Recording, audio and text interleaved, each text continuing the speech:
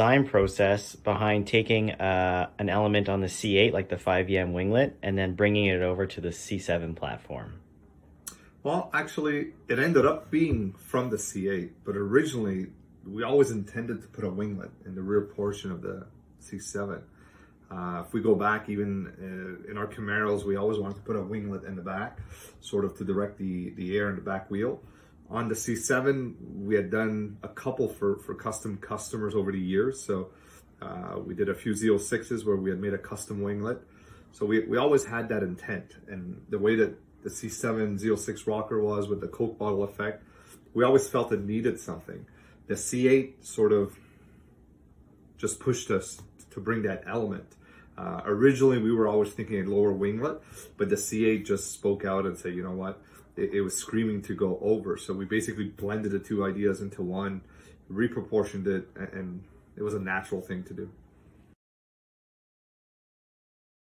Okay, and what sort of design challenges, if you had any, did you have to overcome when you were switching it from the C8 design to the C7? Well, the biggest one being the proportions of the car. The C7, especially the Z06 with the scoop in the back and the short rear and the door aperture basically limited a little bit the size of the winglet. But at the end, when we reproportioned it and drew it on the C7, it just fitted right there. So it was pretty easy, actually. Any different versions or iterations of the 5EM Winglet before the final form took itself?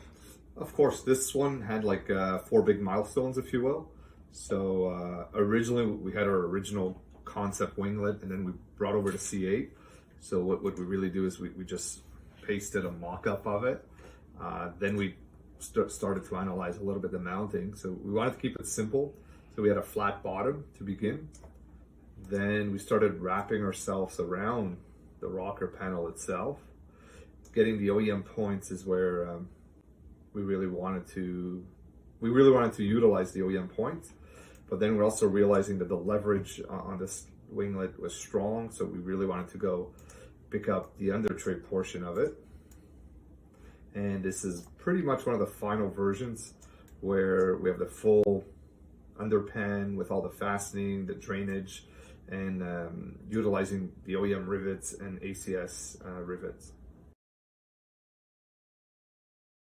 And so from the beginning to being able to actually manufacture the part and then shipping it out to a customer, what would be the rough timeline for that, for this particular product? Well, times have changed. I mean, in the last year, we're averaging about 1 year from idea to production. We had it down to like probably 6 months pre-COVID, but right now there's a lot of limitations when it comes to sourcing materials and resources, so things are a little slower. For this particular one, I think 1 year anniversary went from our first drawing to selling the product. Did you face any manufacturing challenges when you were actually making the part? The thickness is probably the hardest thing to do. When you're doing plastic injection, usually you want to get consistent panel thickness, but also thin. So basically we wanted to make sure that we wouldn't get ripples in the part, and we have to get the right flow. So once we validate the design, we get into a flow analysis, and basically thanks to the software, we were able to determine a way to inject the part and get a sellable Class A part. Are there any fun facts about this part that we might not know about?